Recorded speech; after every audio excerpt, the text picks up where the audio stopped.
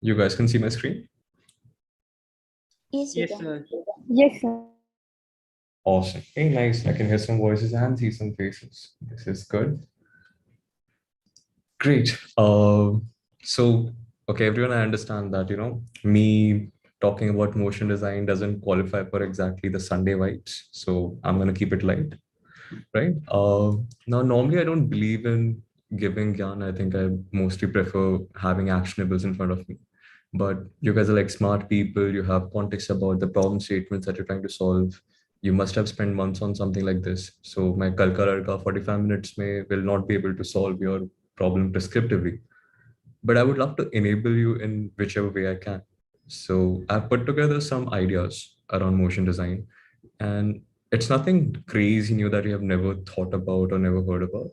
I'm just highlighting few things that are just existing out around us. It's like that sound that's always there in the background and you don't hear it unless you totally focus for a moment. So, yep, without any further ado, let's start. Now, if you think about any digital product that exists out there, it's a sequence of events. It's a sequence of screens, one after another. Any random login flow, you tap on a button, shows you the next screen, shows you the next screen. It's a journey, right? So in a way, great user experience is just about telling a good story. Now, think about this. How have we absorbed stories in the past, right? Words we heard, like, imagine your dada telling you stories. When I say the words big brown castle, both of us can visualize a big brown castle, but the problem is maybe mine, what I had in my mind while I was telling the story was a bit different than yours, right? People saw this coming. They were like, you know what, we need to solve this. So they came up with graphic novels. There was certain amount of pictures in the middle, which also helped in a way because the what was clarified. Like we both could imagine the same thing because we have a visual representation, but the how was still missing, right? Like when I say the dragon flew in front of the door, we both see dragons, we both see the door, but we don't see how. Like maybe my imagination of that was a bit different than what you are visualizing. So then people are like, you know what, we need to solve this further. And then came videos. Now, videos turned out to be the most efficient way that existed. Like when I say Game of Thrones last season sucked, all of us can agree on it because we saw the same thing, right? Now, so motion, when executed well, is storytelling at its best, and it helps us design the most immersive experiences that can exist out there. Now, can you guys name a product that reminds you of, good motion design? This is the part where you guys speak or put stuff in the chat.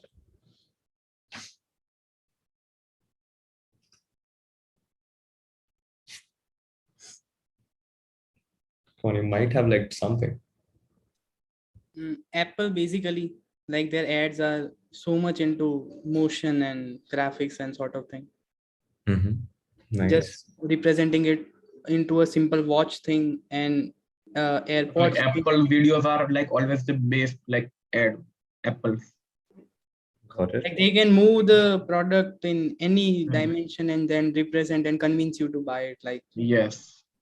What about apps? Have you guys ever found something like Flipkart? Flipkart, okay. Yeah. They just use that elderly personality converting into small children's and representing in front of us. Right. No, so I think those are ads. What about stuff that you see inside your app, like a Swiggy or a Zomato when you're using on your phone? Have you guys ever noticed any great motion happening in there?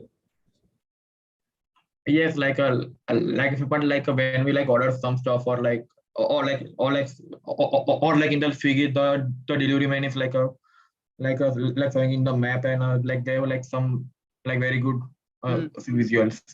Yeah, after GPay, like we after like in the UPI payments also they also like very good visuals.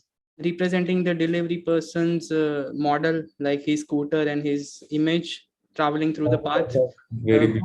Google Maps also has a great thing of putting in cars and Super Mario and all stuff. Nice. Cool. I think we have a lot of good answers here. Before we move forward, for people who might be wondering, kaun hai ye Sajjan? Well, I'm Atul Khola. I had a nice introduction when we started. I currently craft experiences at CRED, and in the past, I've been lucky enough to work at brands like CureFit, Media.net, Topper, Japan, Tuvia. Right? Now, let's get started. Now, this marriage of user experience and motion design is relatively new, but the roots of this, they go back through the Walt Disney days, right? Now, these guys came up with these principles because it helped them empower their drawn characters to move and to emote. But that was then, and that was for animating these characters. But these principles don't really address the interactive motion needs that we need in our modern interfaces, right? So someone out there went like, benefit kar sakte hain. So they took these principles and they made a holistic adaptation of those principles for digital products. Now, before we get into those principles, we need to understand few distinctions. One thing that is very crucial for us to understand is UI animation is different from motion design. These are two different things. UI animation is more of a cosmetic afterthought. It doesn't have a lot of wearing on UX, except that it adds charm and certain amount of memorability. Like all of us remember the tick of Swiggy, the tick of Google Pay, because the entering amount was not, it was a seamless flow, right? You added everything you had to, but that fishing tick coming, those confetti going around, that kind of stays with you. So that part is something that stays with us as an experience, as a memory after it. Motion, on the other hand, isn't not about ornamentation. It's behavior, right? It's like marato, ouch. It's literally behavior, how it happens, right? Now, behavior by definition can only help or hinder the user experience. Can you guys give an example of each? Like, how would you define or how would you differentiate between, let's say, a motion design and a UI animation? Any examples in apps or products that you've seen?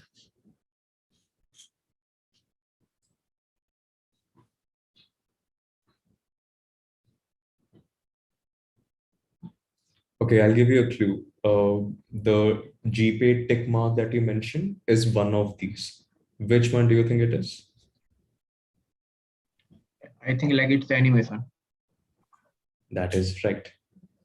Then what is an example of motion design in this case?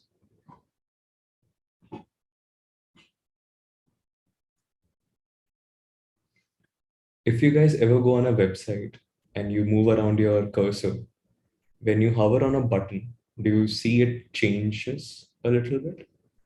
Like either Yes. the color changes a little On bit, hover. right? If you remember the last, like, if you guys have ever used CRED app, the previous design language neomorphism, when you tapped on the button used to go in. It had that whole visual effect, right? So that is what motion design is. It's literally behavioral response. If I hover on a blue color, it becomes dark blue. If I tap on it, it becomes even darker and it comes back. Everything that you know physical interface, right? If something's floating, you tap on it, it goes down, then it comes back again. It's something like that. Now, let's talk about interactions, right? So there are two types of interactions. One is real time, the other one is non-real time. Now, real-time interactions are basically the ones which have an immediate feedback. Anything that you do there leads to an interface manipulation. It responds instantly to your input. Like what you see here, you are scrolling through it and the number are changing because you're moving it, right? The second one is a non-real-time interaction. That means once you have actually you got done with the input, the resulting behavior happens after that, which is a second example. You tapped on filter, that is when it opened up. Then you tapped on something else, that is when the next action happens. So it waits for your response and then it acts on it, versus it acts while you are doing something. Uh, can you guys give an example of this that you might have seen in apps? Hardik just responded with a scratch card thing in the chat Yeah, section. the scratching it does Yeah. it live, right? And then there's a part of it which says, okay, now this is what I'm revealing for you. I think Yeah. that's a great combination of both. It has part real time, part non real time behavior. Good example. I didn't think of this one. Nice. The next thing is motion supports usability, and it does that in 4 ways. First one, expectation. Now, when users interact with UI elements, what is the motion behavior that they expect to see, right? Like button है, tap करेंगे तो press होता है, card है, float कर रहा है, tap करोगे तो अंदर जाता है. Now, you have to understand that does this motion meet the expectation of what intuitively the user expects it to happen, or it causes confusion. Like if you see in this GIF above, the sausage gets cut with a knife. The sausage being soft, the knife being hard, that's what you expect, right? But if I showed you, like the moment the knife touched the sausage, it folded like a cloth, your brain will go like, what the fuck just happened? I can't accept this. Like, this is not. And there are a lot of videos which, they call it non-satisfying videos. So you look at it and you get angry because, this is not that supposed to happen. So when you design and when you create this motion, you have to understand that it's meeting that expectation. It's not going weird that the user gets confused when it's using it, right?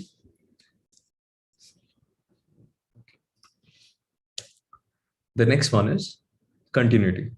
Now, you have to understand that are the interactions that you have created for your product, are they producing consistent motion behaviors throughout the user experience? And an example of this is, you guys know about design systems, right? People usually create design systems so that there is consistency in what they create. Like if you have all your buttons as round corners, it has to be round corners. If you put one sharp corner somewhere, one round corner somewhere, it doesn't feel like it's part of the same family. Now, users don't really understand design to that extent, but they have certain observation skills that subconsciously captures that. Like they will not be able to tell you, okay, what is wrong, but they will know that something looks different. Like if you put a serif font on one screen and sans serif on the next one, they'll know that something is off. There's a reason why you buy from Flipkart. You kind of pay your money in advance, be like कि हाँ सामान आ जाएगा, but you don't do the same with shop where you're being like कि पैसे ले लेंगे पता नहीं सामान आएगा भी नहीं आएगा, right? Design also produces credibility. So just how visual consistency helps in terms of design system, the same way whatever interactions you produce also need to be consistent. Like for this person, if liquidity is the form of animation that he's going for in terms of motion design, it has to be consistent through all the different elements that he's pushing out, just like how he would do for visual consistency in a design system.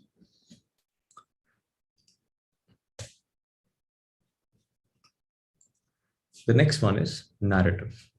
Now, we have to understand that are these interactions that users are doing and the motion behavior that the interface is producing, like, is it triggering a logical progression or not?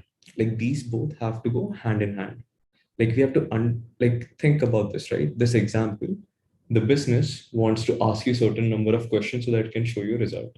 The user wants to fastly fill these answers and go ahead in the process, right? Both of them have the same requirement. Motion design comes in the middle, and the moment you tap an answer, it says, okay, great, look at the next question. Now, motion comes in the middle and makes both of these intents kind of work out so much better than the user have to scroll and type and scroll and type. So this is a good example of very nirvana situation where motion helps in creating that seamless flow for both business and the users. So motion binds intent and narrative together, right? The next one is relationship. Now we need to understand how the spatial, aesthetic, hierarchical attributes of UI elements, they kind of relate with each other. And how do they influence the user's decision making? Like, if you look at this example, every time you choose something, it leads to some difference happening on the above element, right? You choose one thing, it reacts. You choose the next thing, it reacts. So you understand a relationship that whatever I do here makes a difference there. You understand that relationship. Yep. So I think we are done with distinctions. This is what we had to understand as a basic level thing. And I think by now you understand the importance of, how it can make your products more usable if used in the right way. Now, the next set of elements are certain suggestive actionables. And I will be expecting a lot of examples as we move ahead with these 12 principles. So be fast on the keyboards, feel free to speak up, right? The first one is pretty simple. easing, right? Easing basically means it mimics the way the real world may motion works. As simple as that. Like you don't see a car that just started and then went. When a car started, kind of picks up the speed. When you pull the brake, it kind of slows the speed, right? It can happen fast or slow, but there's a progression that is naturally there, right? So basically, any product in which you include motion design, it also has to follow the same. Uh, any example that you guys can come up with?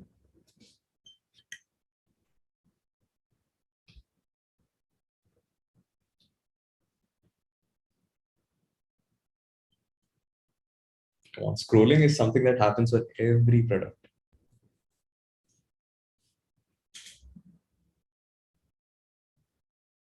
Okay. If you ever open your notes app or literally any web page app that you ever do, try scrolling it hard. When you first do it, things move very fast. And it paces down to a certain screen. That accelerating fast and then losing speed is a very natural way of how easing is implemented in literally all the products that exist out there, right? The next one is offset and delay. Now, humans love grouping. Like we got a chance to do that with time, and we said, we'll make seconds, minutes, hours, morning, noon, night, days, week, month. Like we love that shit. Now, why? Because it helps us with the perception of its functionality, right? Offset and delay helps us with understanding hierarchy, and it communicates a relationship between things.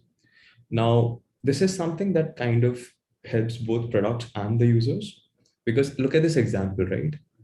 Every time the thing below it starts on stacking, the amount is also increasing on the top. Now, what this tells you is this amount is a sum total of everything that is being added in here. Now, this is something that you got without even reading what these numbers are or what the context is. And motion, in the most simplest way, can help you in understanding that, right? Versus if you just tapped on a screen and all you saw was all of this information in one single row, then you'll have to read, okay, total amount is this much. All of these are amounts which are gathering up to make this amount, right? So motion helps in understanding the relationship that, this is different, and how it kind of comes together. So that was offset and delay. Any examples that you might have seen this somewhere?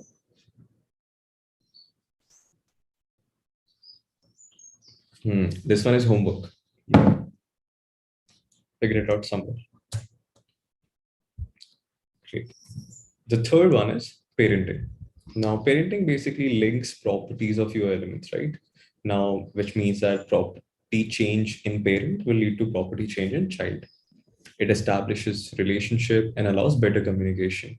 In this case, if you see, when you move the slider, the background light becomes dimmer or darker. It tells you that, hey, if you're moving or introducing the light control that you're doing will either get brighter or it will get much more dim.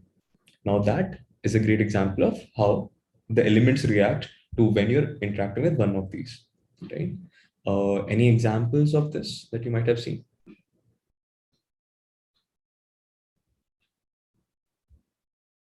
I'll give an example. You use this on a very regular basis. Like in the smart home applications and all. Right? But everyone doesn't use smart home applications, right? What is something that you use very regularly? Brightness. Great. That's a great example. Have you seen Instagram stories? Yes. सबने देखा, right? Okay. How many of you have tried using filters on stories? No, I don't. Do you know what happens when you do that swipe thing on this thing? Like every time you change the bottom slider, the effect on the screen changes. That's a great example of this, right? You change the filter and what in front of you also changes, right? That layer changes. So that's a good example of parenting. Then comes transformation. Now, transformation is basically when one UI element,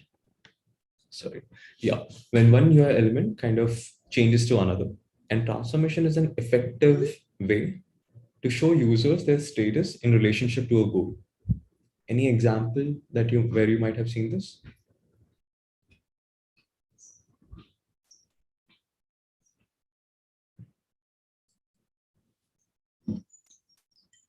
Okay, who all have ordered from Swiggy, Zomato, all of these people? Come on, you guys don't order from Swiggy and Zomato? क्या बात कर रहे हो? Yes, Yes. We have done it. We have done just ordered it. So every time you place an order, it says that, you know what, we are processing your order. And the Yes. moment you process, it turns that circle into a tick saying, you know, it's done. That's another example of transformation. How you show, you know, we are processing your information right now. And when it's done, you get a tick. Same thing happens with the UPI payment systems also. Yes, exactly. So I think this example everyone understands. Nice.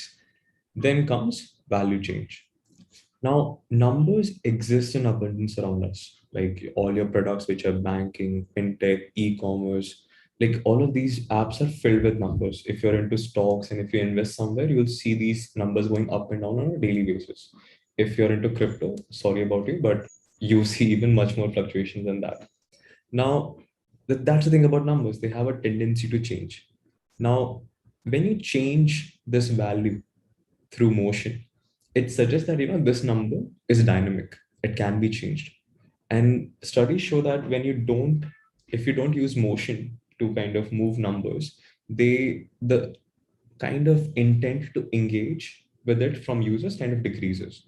So if you ever have numbers and if you can actually grow them that way, it will make the users feel like, you know what, this thing moves. Maybe I can do something to move it. In products where investment is a thing, it's very helpful because people feel like, hey, my money is growing. Maybe I should kind of, you know, invest more. It leads to that intent. Any examples where you might have seen this? Represented in the slides only, like the fitness apps. Right. Every time you complete this thing, it will say, you know, it's not done, this much done. Um, if you look at tweets by people who are very famous, if you keep on looking at a tweet, you'll realize that, you know, the number of shares like rebound Yes. keeps on fluctuating like Yes. anything. Yes. Right? It shows that, you know, this thing is growing. This is the most trending one. Like in the music equalizer, we can also see numbers. Exactly. Right.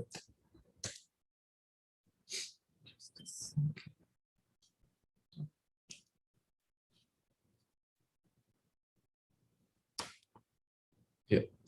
The next one is masking.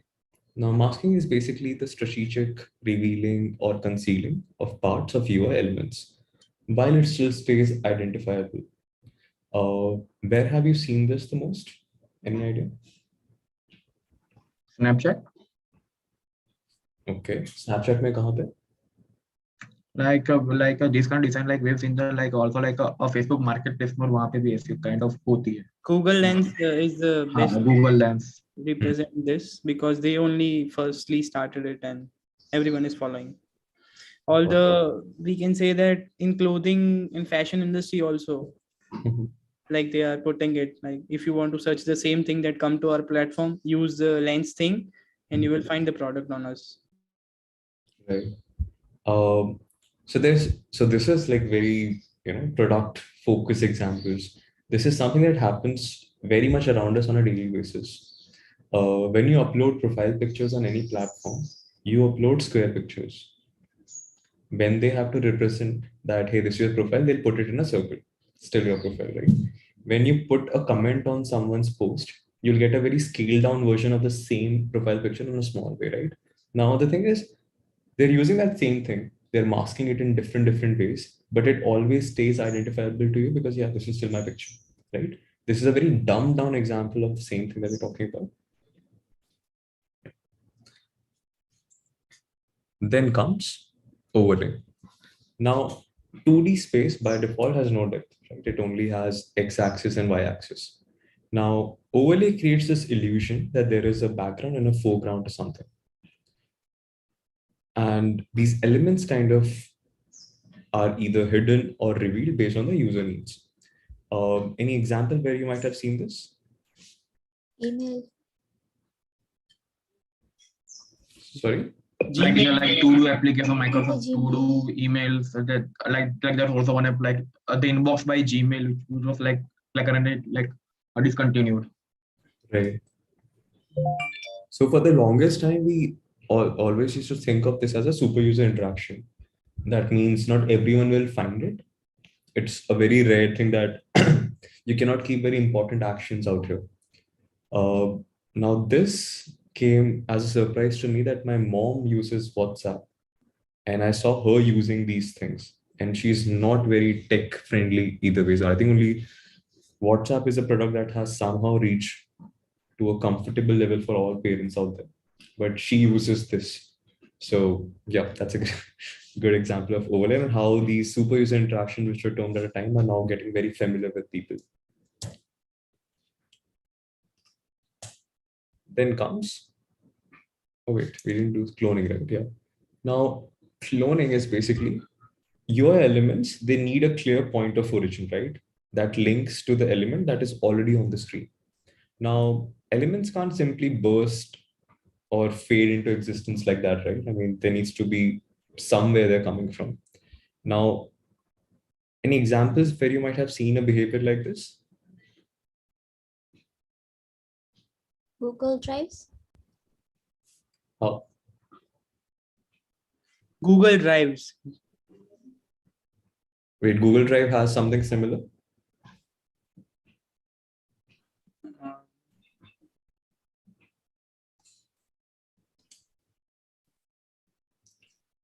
So every time you use a product, have you ever seen those drop down bars?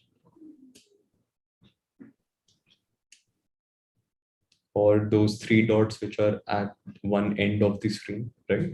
Yes, yes.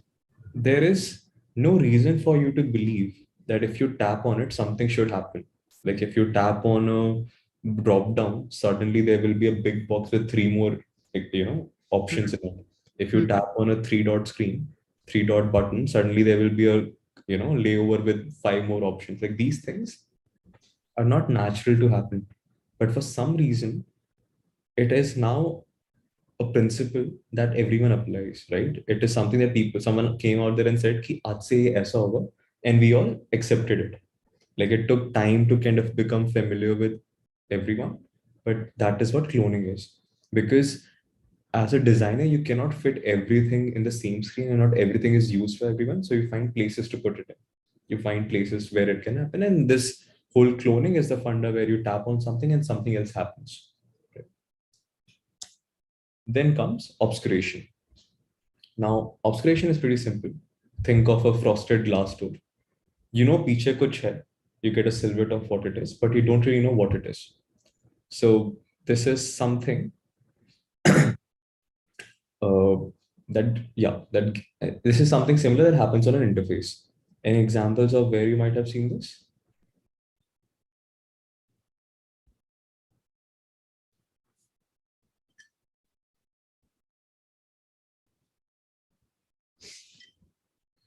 All your uh, password lock screens where they kind of blur out the app and they say first put in your password. Or every time you tap on an option which opens a bottom sheet and the screen behind it kind of gets darkened. All of these are obscurations. Like a participant named Nishchit is suggesting glass morphism for obscuration.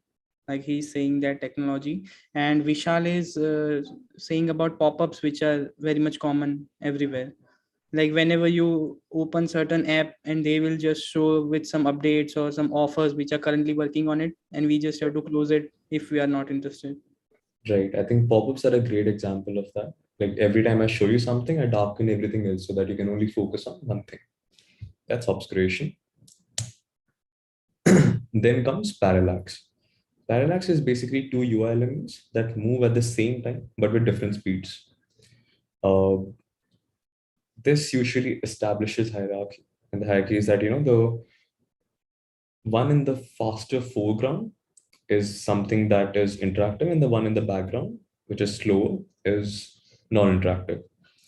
Think of parallax as when you sit in a train or a bus. Actually, a train. If you're at the station, the things which are on the station, they move very fast past you, right? But that tree which is far, far, far away, it's still in your viewport. As you're moving, it moves very slowly. I think that is what parallax is, and that is something that we use in products a lot these days. Has anyone ever used this app called Ultra Human? You should check that app out. They use parallax really beautifully. Then comes dimensionality. Now, seems like some UI elements, they have multiple interactive sites, right? Just like objects in the physical world, they appear like, they could be foldable or they could be flippable, they could be floating, or they could have like realistic depth properties to themselves. Any examples where you might have seen something like this?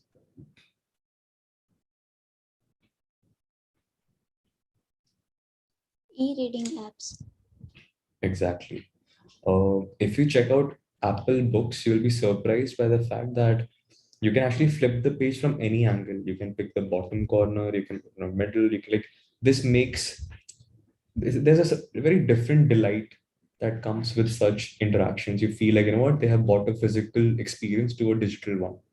If you flip the page, you'll see the print of the written stuff in the front, kind of having small appearance on the back of the page. It brings it more closer to what reality looks like. And the last principle is Dolly and Zoom. Now, think of Dolly as when a user travels through the UI spatially, and Zoom as when they kind of increase the scale to see greater details of something. Uh, in an example, think about Dolly as you're walking with a camera in your hand, crossing the street towards a building, and what you see in the camera. And Zoom would be you standing on the other side of the road and just zooming into the camera to look at the building. So that's Dolly and Zoom.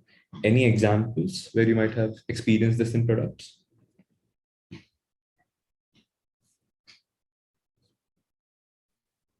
Yes, like in the some furniture, so website like Paperfry and all, like we can see this. Right. I think, yeah, those products are use it very well. The IKEA also. Yeah, that is true. If you have ever seen videos of Google Street Maps, I don't think it is in India yet, but it basically kind of shows you turn left, turn right with the camera, which shows the street itself.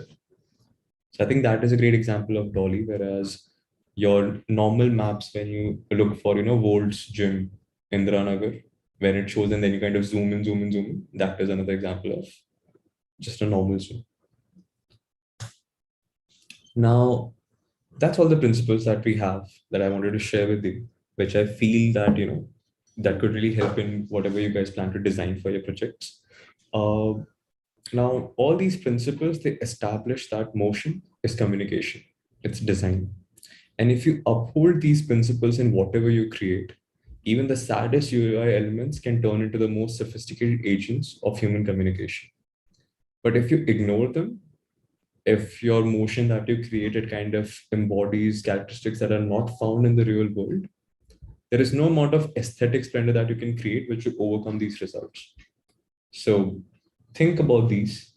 Try to create whatever you're creating by keeping these principles in mind and try to, kind of orchestrate your product through this. And I think that will work really well for you. And something on a personal note, as a mantra, I would like to share with you. Have you ever tried Nutella? Some people call it Nutella, some people call it Nutella, but I'm sure everyone has tried it at least once, right? Yes. Nice.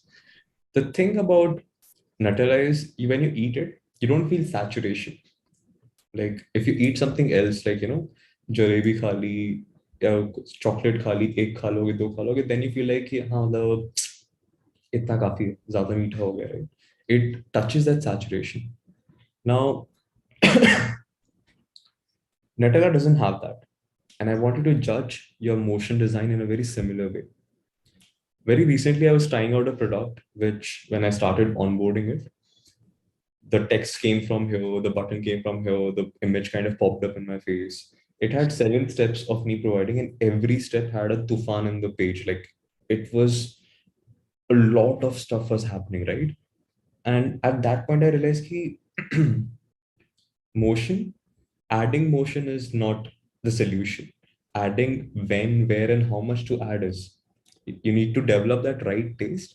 And that right taste comes, the sweet spot, the balance only comes when you practice it much more and more, right? So always be Nutella. Find that right space so that you don't saturate the users with it. Another thing is this relationship between UX and motion design is rapidly maturing. And all of you are going to play a very important part on it because you will be creating the source of truth for users who are going to join, who will be looking at this. And getting this right is very important because you will be creating that source of truth for the next generation of designers to come in. So, yep, always be Nutella. And yep, that is all I had for you guys. If you have any questions, I'd love to answer them. Okay, so now all the participant can they can also unmute themselves and they can ask directly to our speaker.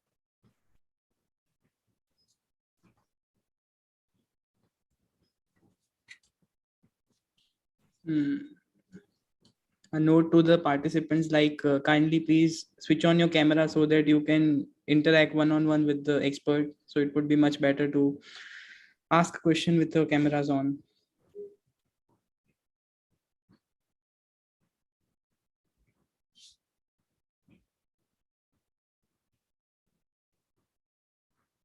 You guys can unmute yourself.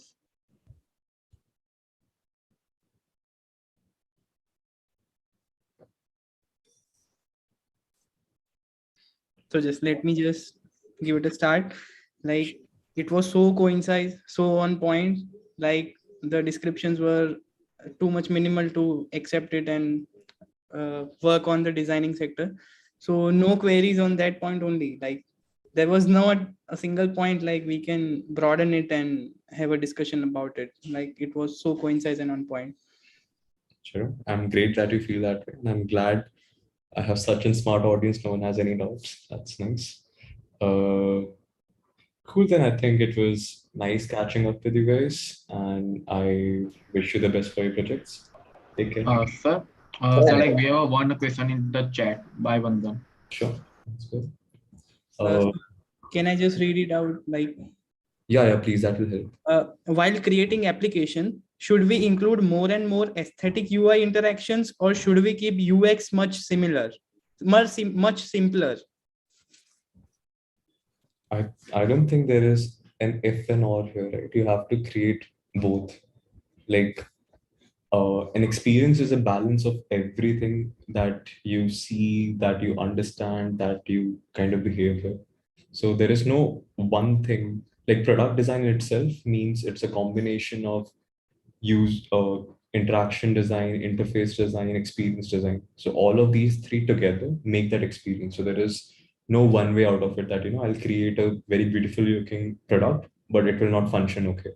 Or I'll create a very functionable product, but it will look like shit. Like it just won't work. I think human nature works like that, right? Sadly, the first so there's this quote also, right? First impression is the last impression. Now, sadly, the first impressions are usually visual. Like, you go to, let's say, you went to a shopping mall, you wanted to buy tea.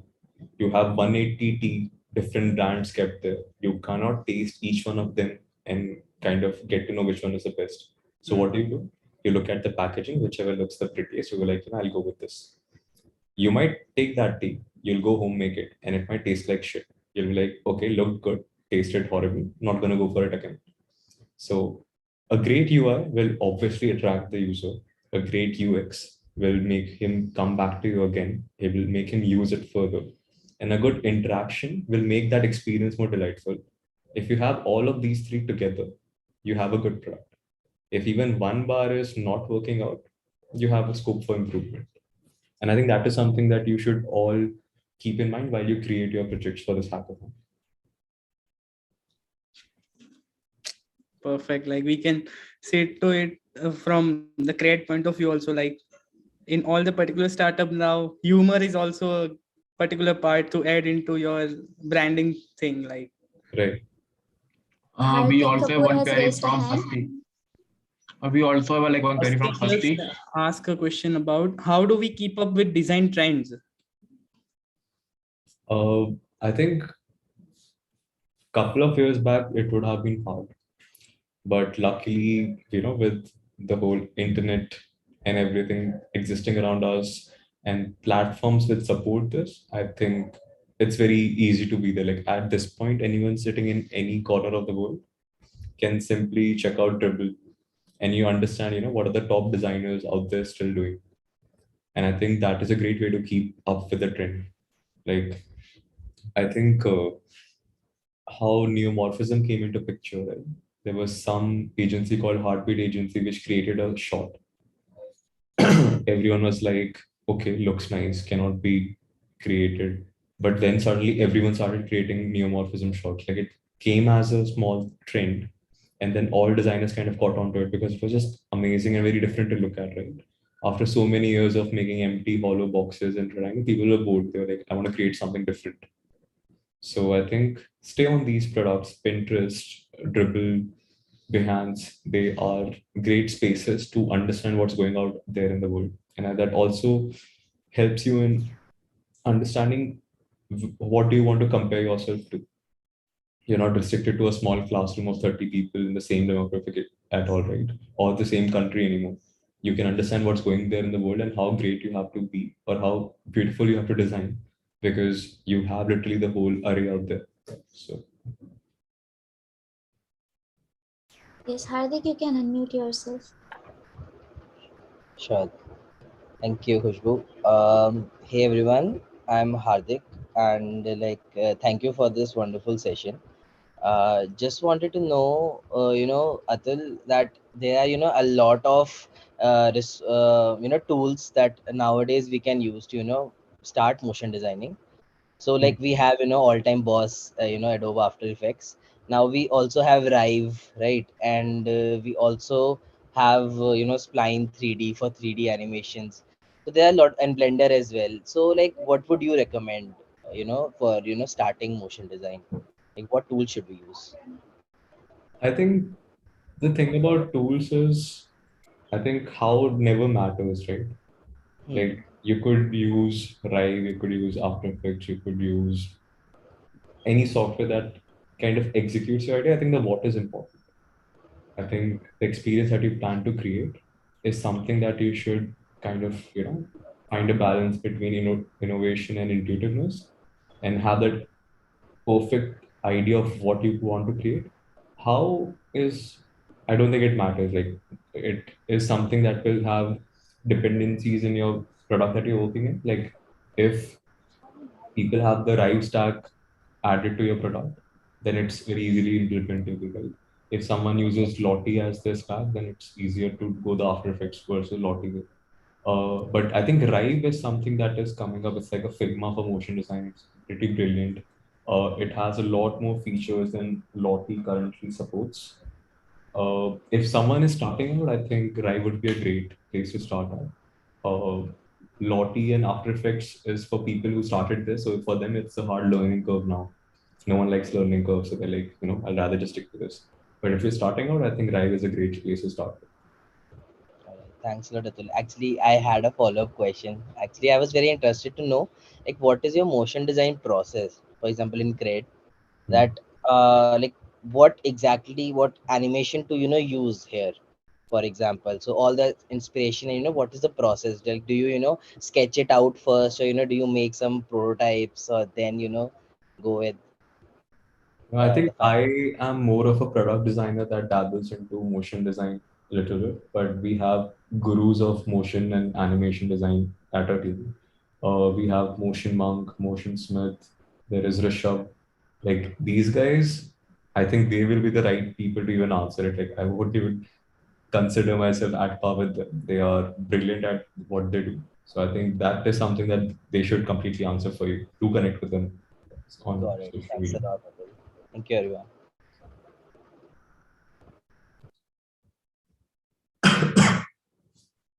Next up, the question was, who is your source of inspiration for motion or any part of design? Hmm. I think inspiration is something. I don't think there is.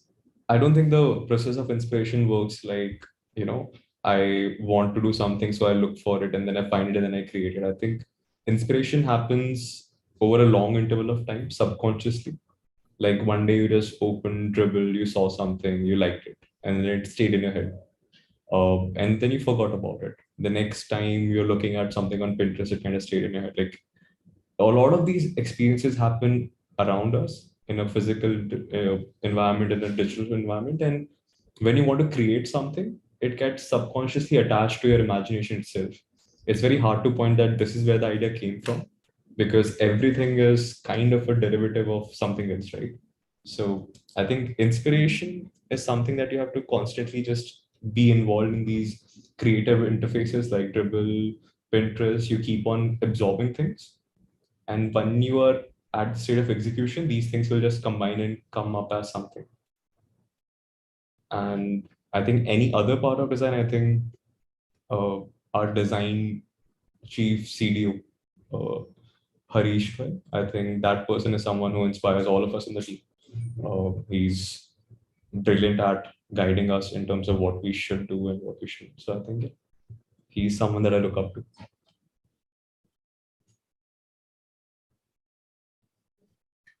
The next question goes like, what is the first step to start motion design?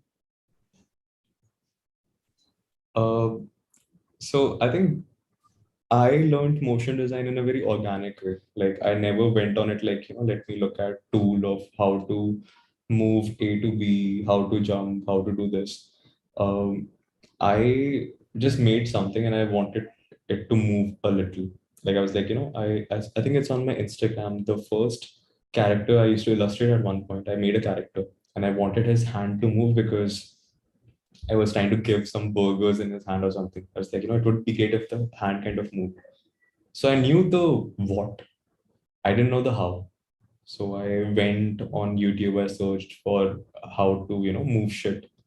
And it said After Effects. I was like, okay. I downloaded After Effects, like, okay, how to move. And it said, okay, something around keyframes exists. Then I had to learn that.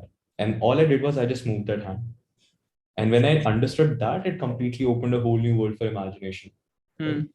Then I was like, okay, what if I want the person to eyes kind of move, bulge, grow in size? And every time I understood what I wanted to do, the how was in this world, the how is pretty simple. You search on YouTube, you have the intent, you're ready to put in the hard work, you'll find the house. So yeah, I think that is how I learned it. Maybe there are better, more organized way of learning it now. Go for it.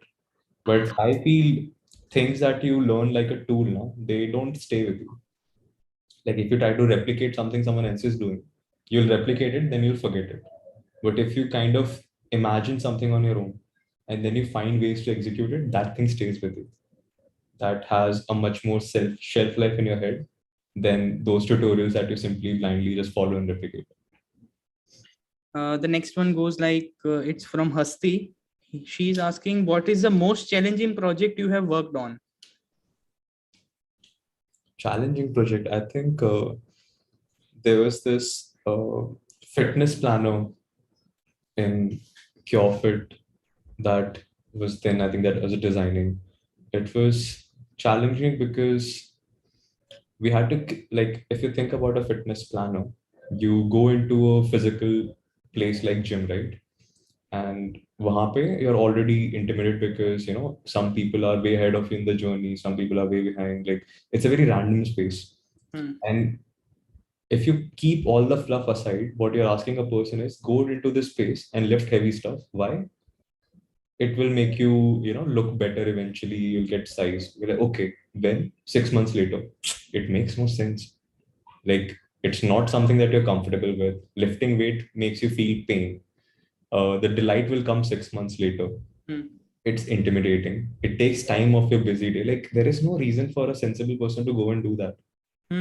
How do you create a product that you want them to use just as a guidance of doing something in physical space? So I'm going to create an app for you, but I don't want you to use it. I want you to look at it while you do something in the physical. So it's like that kind of flipping between two experiences.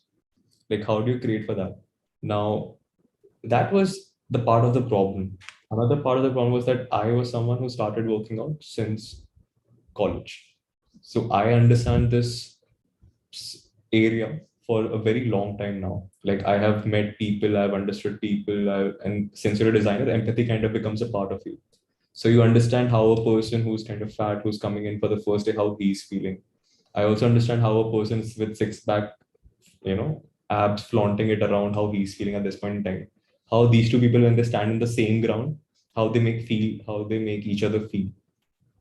So having that understanding of the users, having that understanding of the environment, having that understanding of what the app should do, I think communicating that to other stakeholders that I have to work with and what their assumption of a planner is, because in their mind they were like, you just pick this up and it plays like a video and the person will follow it. I'm like, dude, it's a gym. People don't have places to stand at times.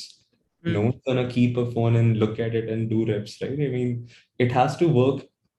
It has to push you to do something in the physical environment while telling it to you in a digital one. So I think getting that right across stakeholders, because the relationship itself of the environment of the person of the product was so complicated.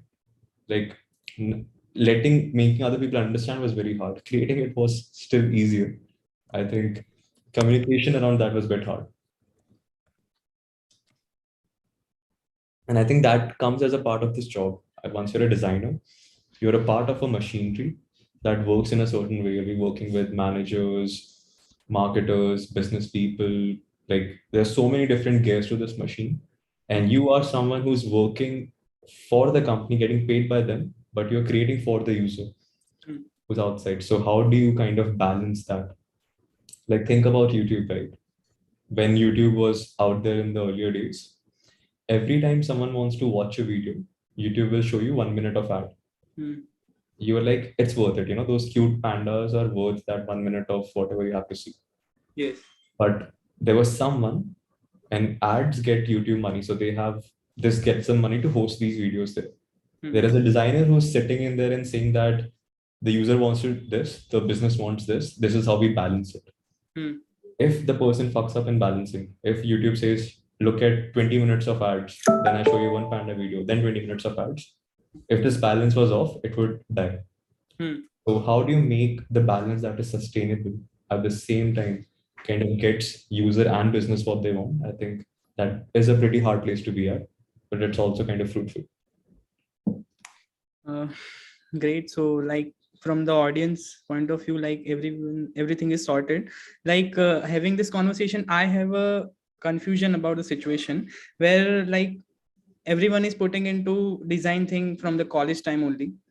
So what you will suggest, like in designing career, everyone is confused about either they are better into it, either they are too weak to perform certain designing thing. So at what mindset they can work on it? Like you are into CRED and sort of thing, like you are secured into it, but the freelancing sort of thing, how they will cope up with that situation? If they are good, is there bad? How they can validate themselves?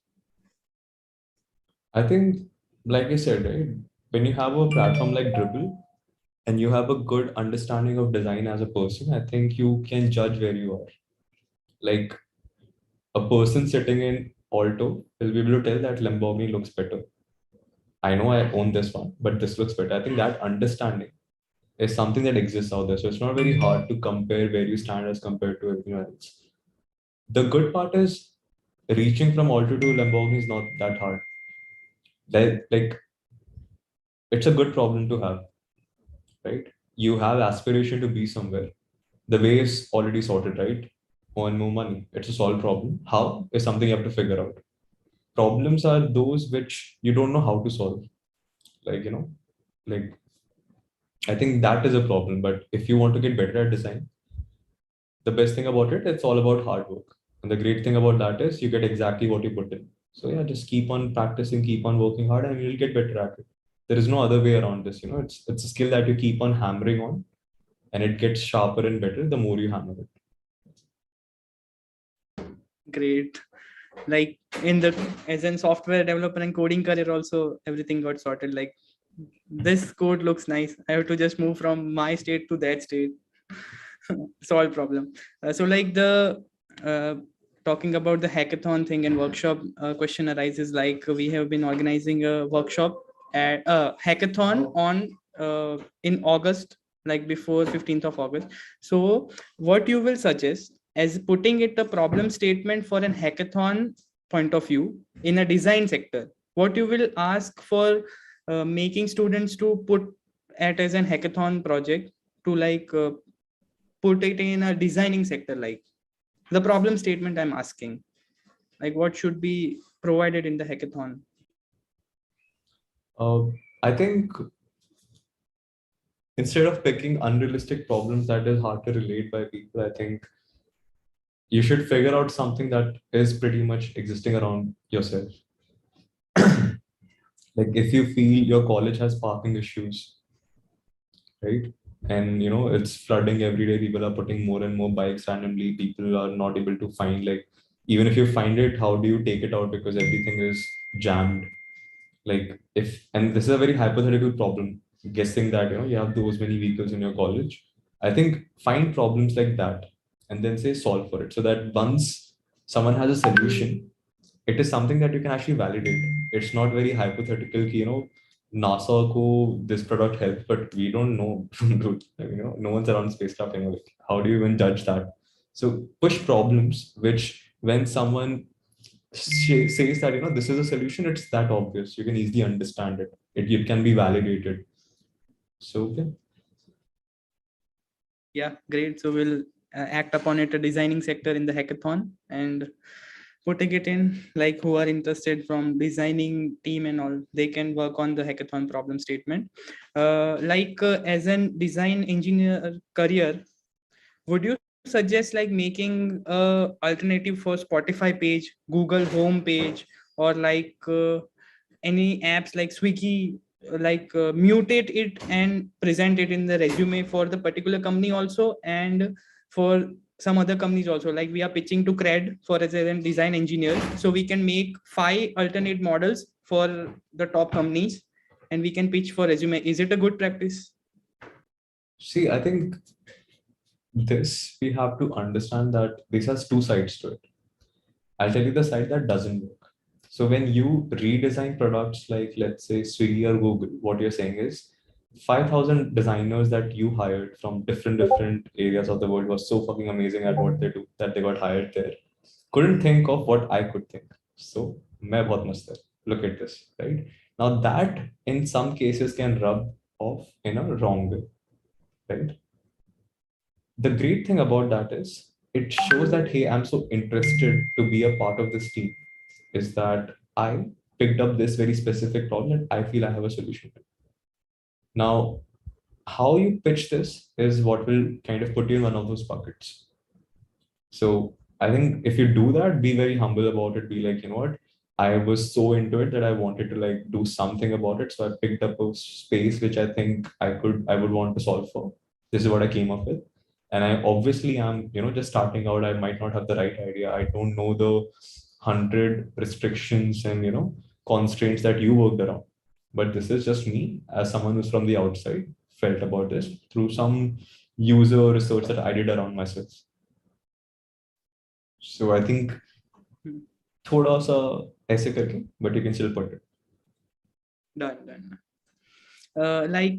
Putting it in a resume section apart from the company cloning thing and all. So like in designing sector, you have websites and all help available. Like there are 15,000 designs available on internet, and as in CRED engineer, you are using 150 of it, and I am using the other 150 designs on the other end side, and making website more attractive, making the apps more attractive, and presenting it front of it.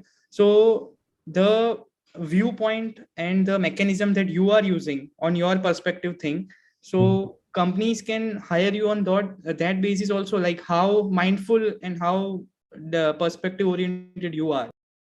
So can that work on a resume section?